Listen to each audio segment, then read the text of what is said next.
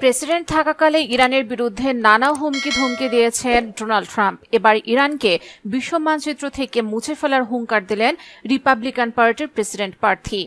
বৃহস্পতিবার নিজের সামাজিক যোগাযোগ মাধ্যম সোশ্যাল ট্রুথে দেওয়া এক পোস্টে এই হুমকি দেন ট্রাম্প। বুধবার মার্কিন কংগ্রেসের যৌথ অধিবেশনে ইসরায়েলের প্রধানমন্ত্রী বেনিয়ামিন নেতানিয়াহু ট্রাম্পের বিরুদ্ধে ইরানের কথিত চক্রান্তের তথ্য তুলে ধরার পর ট্রাম্প এই মন্তব্য করেন।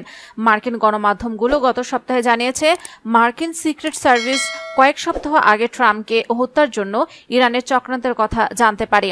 এরপর ট্রাম্পের নিরাপত্তা বাড়ানো হয়। তবে সম্প্রতি পেনসিলভানিয়ার নির্বাচনী সমাবেশে ট্রাম্পের উপর হামলার সঙ্গে তেহরান জড়িত নয়।